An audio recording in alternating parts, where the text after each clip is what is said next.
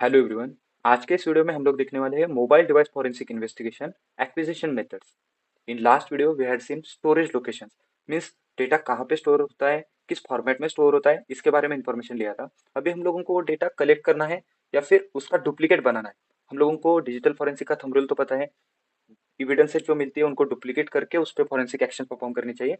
Never examine the original, ये thumb rule है digital forensic का।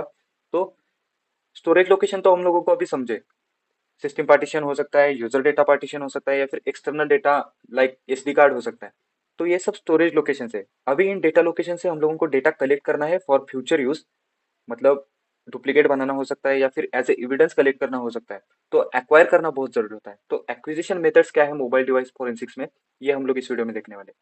Before moving towards the topic we need to understand what is physical image and logical image.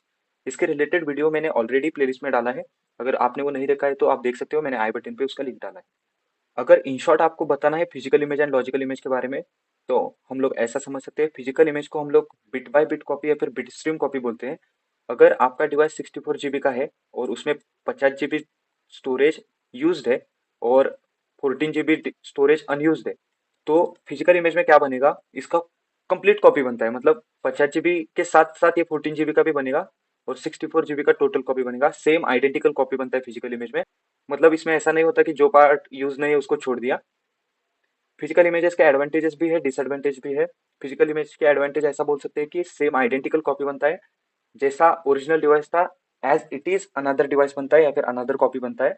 Disadvantage में हम लोग consider कर सकते हैं कि टाइम कंज्यूमिंग प्रोसेस है और लार्ज साइज के डिवाइसेस लगते हैं कॉपी करने के लिए। बिकॉज अभी ऐसा समझो, यहाँ पे 50 GB यूज था, लेकिन ऐसा भी हो सकता है कि 2 GB यूज है और 62 GB अनयूज है, तो भी हम लोगों को 64 GB का ही डिवाइस लगता। तो फिजिकल इमेज का ये डिसएडवांटेज है। इसके अपोजिट हम लोग लॉजिकल इमेज बोल सकते हैं। लॉजिकल इमेज में जितना डेटा लगता है उतना ही डेटा कलेक्ट किया जाता है। फॉर एग्जाम्पल 50 GB यूज है और हम लोगों को 50 GB ही लगने वाला है, तो हम लोग उतना ही डेटा कॉपी कर सकते हैं। और ऐसा भी हो सकता है कि 50 GB में से 3 GB हम लोगों को चाहिए, तो उतना भी डेटा हम लोग ले सकते हैं, तो उसे लॉजिकल इमेज बोला जाता है।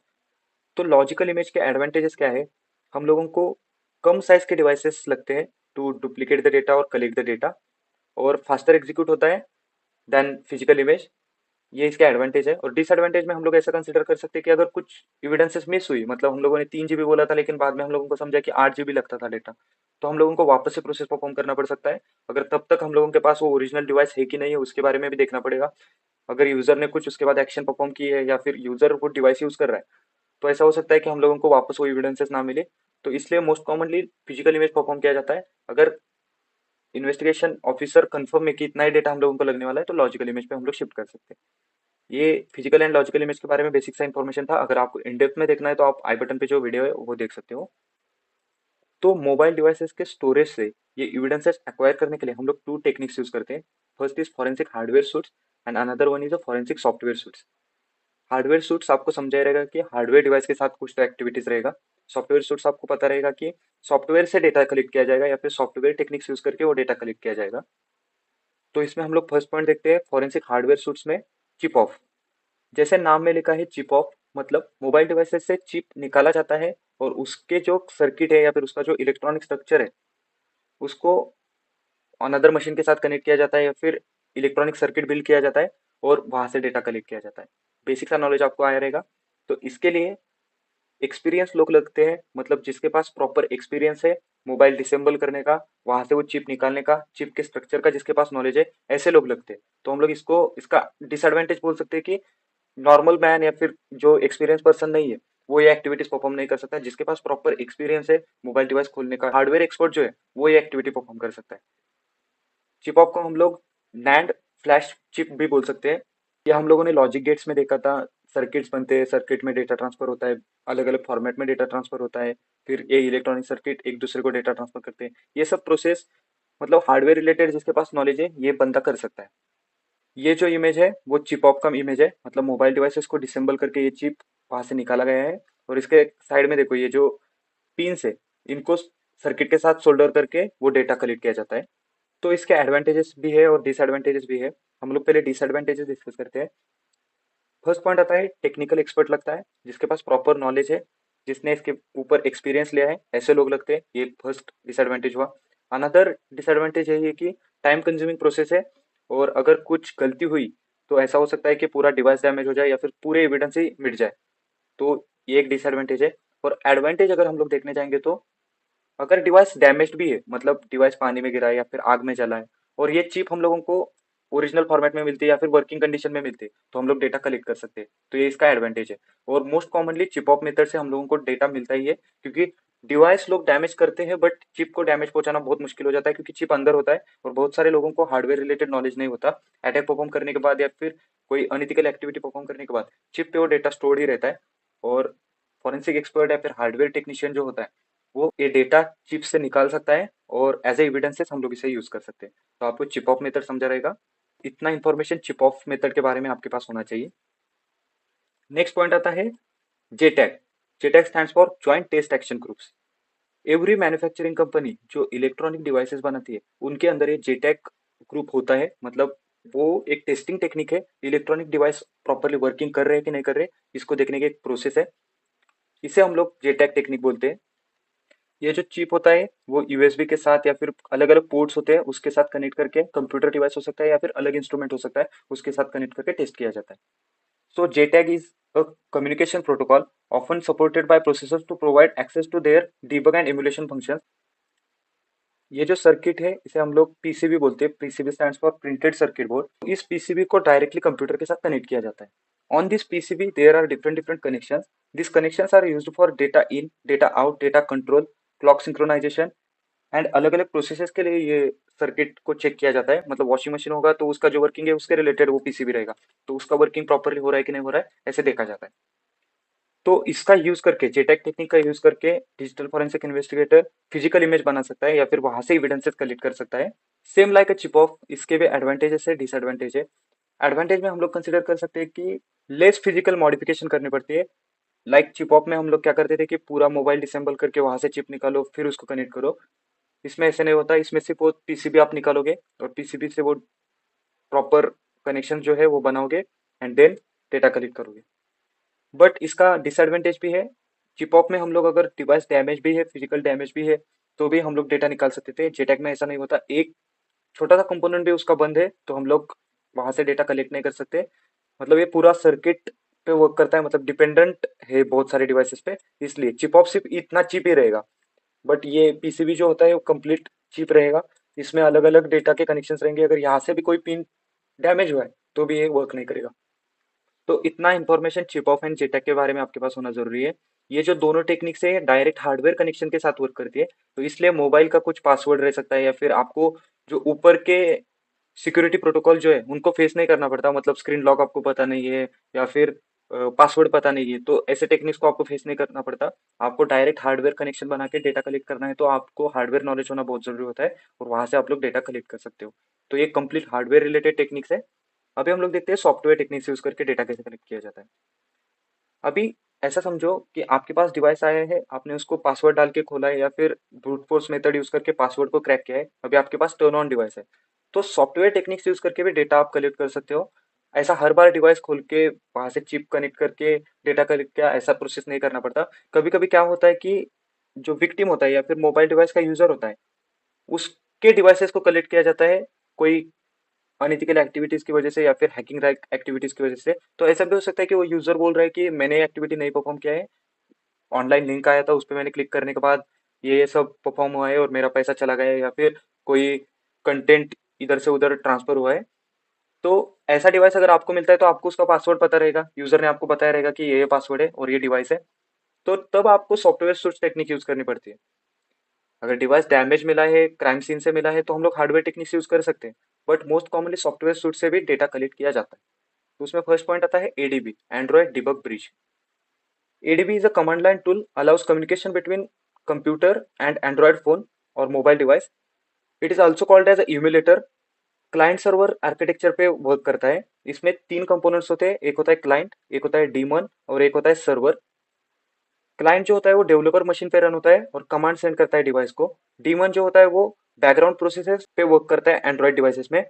क्लाइंट्स ने जो कमांड्स भेजी है फ्रॉम द डेवलपर टूल से अपने डिवाइस पे जो कमांड्स भेजी उसको वर्क करने का काम डीमन करता है। और सर्वर जो होता है वो डेवलपर का मशीन जो होता है उसके बैकग्राउंड में रन करता है and it manages communication between client and demon. जैसे मैंने आपको ऊपर बोला कि ये कमांड लाइन टूल है, तो इसमें अलग अलग कमांड्स यूज किए जाते हैं, लाइक पुल, पुश, शेल, ऐसे अलग अलग कमांड्स है। पुल यूज किया जाता है, pull file from Android device to the local machine. Push use किया जाता है, copy files from the local machine to the Android device. Shell use किया जाता है, execute shell on Android device, and it is used for navigate the file system, execute programs, utilities, dumping logs files, मतलब उसके related जो activities होती है उसके लिए शेल यूज किया जाता है। तो एडीबी के बारे में इतना इंफॉर्मेशन आपके पास होना जरूरी है। नेक्स्ट पॉइंट आता है बैकअप एप्लीकेशन।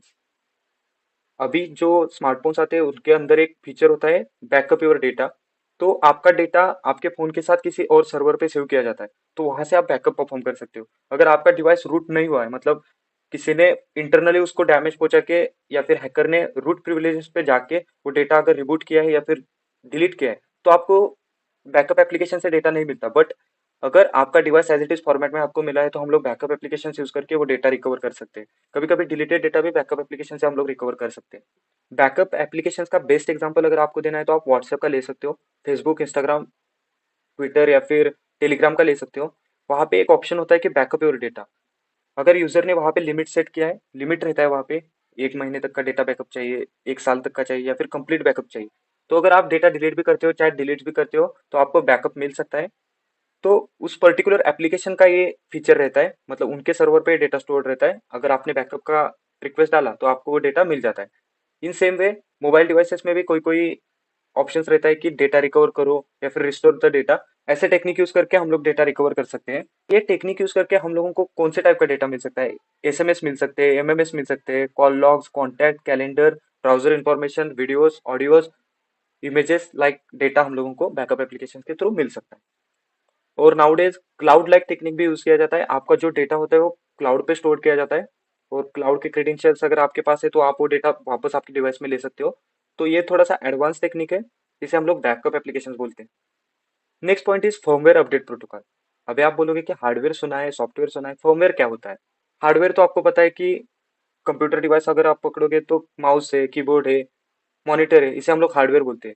मतलब इसका यूज करके हम लोग एक्टिविटीज परफॉर्म कर सकते हैं, इसे हम लोग हार्डवेयर बोलते हैं। सॉफ्टवेयर क्या होता है? हार्डवेयर का यूज करके एंड ओएस का यूज करके हम लोग सॉफ्टवेयर के साथ कम्युनिकेट करते हैं, और सॉफ्टवेयर जो एक्टिविटीज उसको बताई गई है या फिर जो उसका कोड है उसके हिसाब से वो रन करता है। तो फर्मवेयर क्या होता है? फर्मवेयर एक ऐसा सॉफ्टवेयर होता है जो आपके डिवाइस में कंपनी डाल देती है। मतलब ये डिवाइस है, ये डिवाइस आप लोग जब नया परचेस करते हो तो इसमें एक सिस्टम रहता है। मतलब टर्न ऑन करोगे तो नमस्ते आएगा, हेलो आएगा, वेलकम आएगा, और उसके बाद होम स्क्रीन पे आप चले जाओगे। जो बेसिक फंक्शनैलिटी है, जो बेसिक वर्किंग है, वो फर्मवेयर में स्टोर किया जाता है। और नाउडेज फर्मवेयर अपडेट भी होते हैं। मतलब आप लोग जो बोलते हो कि मेरा ओएस अपडेट हो रहा है, तो उसे फर्मवेयर अपडेट बोला जाता है। कंपनी अगर उस डिवाइस के साथ कंपेटेबल अपडेट बना पा रही है तो वो फर्मवेयर अपडेट देती है, रेगुलर अपडेट देती है। मतलब अभी आप बोल सकते हो कि मैंने 1 साल पहले डिवाइस लिया था और कुछ नया टेक्निक मार्केट में आया है, तो आपके कंपनी ने अगर वो फर्मवेयर पे अपडेट डाला तो आपको मिल सकता है। फर्मवेयर पे यूजर का एक्सेस नहीं होता, मतलब यूजर एक्सेस नहीं कर सकता। अगर आपके पास रूट लेवल का एक्सेस है तो आप फर्मवेयर में चेंज कर सकते हो, लेकिन फर्मवेयर में चेंज करना मतलब आपके सिस्टम को डैमेज पहुंचाना। अगर आपके पास प्रॉपर नॉलेज नहीं है या फिर आपको कुछ पता नहीं है, तो ऐसा भी हो सकता है कि आपने थोड़ा सा चेंज कर दिया और सिस्टम पूरा क्रैश हो गया। तो फर्मवेयर में यूजर चेंज नहीं कर सकता, मोस्ट कॉमनली फर्मवेयर तक यूजर पहुंच ही नहीं सकता। क्योंकि क्या होता है, देखो, अभी ये डिवाइस आपने यूज किया है, 2 साल तक यूज किया है, 3 साल तक यूज किया है, और बाद में आपको लगता है कि इसको रिस्टार्ट करना चाहिए, फिर इसको फैक्ट्री रीसेट करना चाहिए। फैक्ट्री रीसेट जब करते हो तो आपका स्टोरेज पे डेटा होता है वो पूरा चला जाता है। लेकिन मोबाइल का जो वर्किंग होता है वो प्रॉपरली वर्क करता है। मतलब जो बेसिक उसका स्ट्रक्चर है वो सेम ही रहता है, जैसे आपने नया लिया था वैसे ही वो फोन दिखना चालू हो जाता है। तो ऐसा बोल सकते हैं कि फर्मवेयर एक ऐसा कोड होता है वो कभी भी फोन से डिलीट नहीं कर सकते। अगर डिलीट करते हो तो उसे हम लोग सॉफ्टवेयर क्रैश बोलते हैं। सो ये जो फर्मवेयर है ये boot loader and USB function के साथ ऑपरेट किया जाता है। And a firmware update protocol is the only way to access flash memory directly through a software. मतलब इसका यूज करके हम लोग डायरेक्टली फ्लैश मेमोरी को एक्सेस कर सकते हैं, वहां से डेटा कलेक्ट कर सकते हैं या फिर उसका फिजिकल इमेज बना सकते हैं। सो इसके बेनिफिट्स है, like it provides a sophisticated way to recover information from many smartphones without affecting the device integrity। मतलब डिवाइस में जो डेटा है उसको डैमेज पहुंचाए बिना डेटा कलेक्ट किया जाता है, और जो एविडेंस है या फिर जो डेटा है वो एज इट इज फॉर्मेट में हम लोगों को मिल सकता है। और इसमें कोई मोबाइल फोन खोलने की या फिर चिप ऑफ और जेटेक टाइप टेक्निक यूज नहीं की जाती। तो हम लोगों को ज़्यादा फिजिकल नॉलेज होने की ज़रूरत नहीं है डिवाइस के बारे में। हम लोगों को अगर फर्मवेयर के रिलेटेड या फिर उसके रिलेटेड जो टेक्निक्स यूज़ की जाती है उसके बारे में नॉलेज है तो हम लोग डेटा निकाल सकते हैं। तो इतना इन्फॉर्मेशन फर्मवेयर अपडेट प्रोटोकॉल के बारे में होना चाहिए। Next is custom recovery images. Custom recovery image एक थर्ड पार्टी रिकवरी इन्वायरमेंट होता है, मतलब आपके डिवाइस का डेटा किसी थर्ड पार्टी स्टोर के थ्रू सेव किया जाता है और वहां से वो डेटा कलेक्ट करना, मतलब उसे कस्टम रिकवरी इमेज बोला जाता है। इसका यूज हम लोग, अगर हमारा डिवाइस डैमेज भी हुआ या फिर सॉफ्टवेयर क्रैश ऐसे इश्यूज को फेस कर रहा है, तो भी हम लोग कस्टम रिकवरी इमेज के थ्रू हमारा डेटा रिकवर कर सकते हैं। इसके लिए अलग अलग एप्लीकेशन यूज किए जाते हैं। रॉम मैनेजर हो सकता है, क्लॉकवर्क मॉड रिकवरी हो सकता है, TWRP हो सकता है। तो ऐसे डिवाइसेस का या फिर ऐसे टेक्नोलॉजीज का यूज करके कस्टम रिकवरी बनाया जाता है। A custom recovery environment will do the same thing as a stock and write recovery, but इसके साथ some additional features भी होते हैं, like install zip from SD card, wipe the cache partition, backup and restore, mount and storage, and अलग अलग features provide किए जाते हैं by the custom recovery softwares.